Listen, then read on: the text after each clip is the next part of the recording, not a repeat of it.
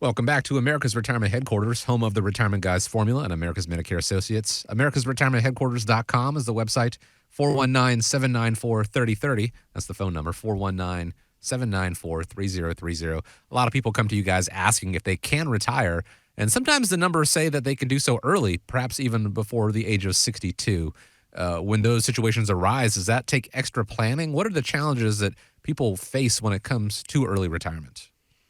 Well, one of the things, probably one of the bigger things that they face is healthcare costs. If you're under the 65 age and you're looking to retire early, whether it's 62 or even in your late 50s, you're going to have to purchase health insurance to, cover those health costs, and that can be an extremely costly process. And if you don't make the right decisions, you could end up with some extremely high out-of-pockets.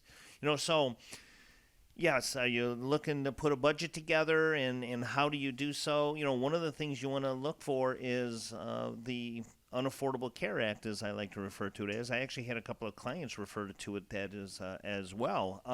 You're looking at premiums and deductibles that could be anywhere from the deductibles are $9,100 for an individual. You're $18,200 for a family deductible on the marketplace health insurance.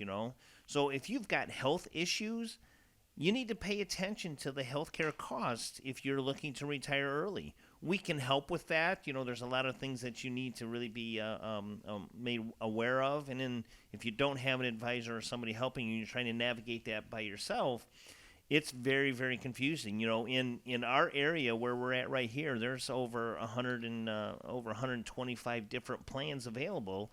How do you know which plan to pick?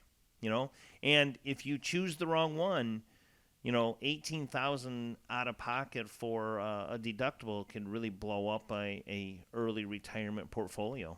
Yeah, it really can. I can think about a year ago, going back before the end of last year, we had run into that couple. They were looking to retire. They were going to retire at 62, needed to bridge that gap to get to 65. And in that situation, what a lot of people don't realize is that the Affordable Care Act is an income-based plan, not an asset-based plan. So in his situation, if you remember, what we did is we pulled some of his income and investments out before the end of the year on what his needs were going to be to bridge that gap to get him to age 65. And now when he applied in this year, he didn't have to show that income because he had already taken it out, thus able to keep his healthcare costs lower. So there's ways to navigate that. We're happy to help look at that. The next thing you want to do is you want to stress test your financial plan. Make sure that you stress test your plan. We talk about what's called the sequence of returns, but if you look at when the sequence of returns hurts somebody the most, it's when they begin to take withdrawals out and transition into retirement time, because those losses really hurt. And a negative return in the early years of retirement can accelerate the risk of outliving your income. I ran into a gentleman just recently, and he came in and said, I retired a year and a half ago, and still have my money in the stock and bond market, and wanted to take a look at it. And at the time that he set it up, when he looked at his withdrawal rate and what he was going to take out, to me it was somewhat a reasonable withdrawal rate at the starting point. But because of his withdrawals and the stock market this year, what happened is he's all of a sudden approaching a 7% withdrawal rate. Sure. So if he continues on the same spending pattern, he's just 1 year into retirement. So he has a long time to go. And quite frankly, a 7% withdrawal rate is a pretty aggressive withdrawal rate. Yeah, absolutely. The other thing is looking at talking on that context is people sometimes will go in, they'll do excess spending. So I see people that want to do that big cruise that they've always dreamed about doing. They want to get a new car. They're going to remodel the kitchen because they're going to spend more time in there. And now all of a sudden they took out a withdrawal to cover their monthly income needs, but then they took out, $10, $25, $50, $75,000 more money to do all of these big items that they wanted to do right at retirement time, and they had not factored that in to part of the plan. And there's times to do that. Like last year was a pretty good year in the market. If you were over and above your goals, that's a year maybe you spend a little bit more. Where 2022 is a year that maybe you tighten the belt down a little bit more, and by taking out those large withdrawals after the market goes down, you're effectively selling your investments at a loss. It's kind of a dangerous strategy. Nolan, I actually had that situation where I had a client that retired early, and his wife had some serious health issues, and they met their deductible, and they had to pull money out, to the tune of $8,700 for the deductible on the health plan, and they're in their early 60s, and so yes, those unexpected withdrawals, like you said, in 2022, or maybe kind of pull back on that. Yeah, and if you're looking to retire early, you want to look at, can you replace your paycheck? So without a salary, you're going to need to use your nest egg to create regular income streams to cover your expenses.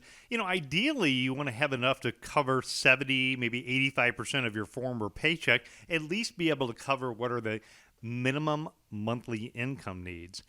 This year is a good example of how you want to factor in inflation into your portfolio. Your cost of living is going to get higher in the future than the day that you retire. So just remember that inflation is real. It's got to be part of your plan. And if you're young, you need to plan on inflation over a 20 or 30-year time frame. Another consistent theme I've seen of people being able to retire early is being debt-free. From credit cards to car loans to mortgages and any other bank loans. Paying off and having a significant amount of your debt paid off is a big relief for a lot of the retirees. The ones that I see that are out there, living a long time, enjoying life, clear theme is they're usually debt-free. And the last one, like what you had talked about, is looking at health insurance costs today. That's, how to get affordable health care before the age 65, transitioning into health care needs on Medicare, to down the road, what's the plan if you or a loved one needs some form of long-term care in your lifetime?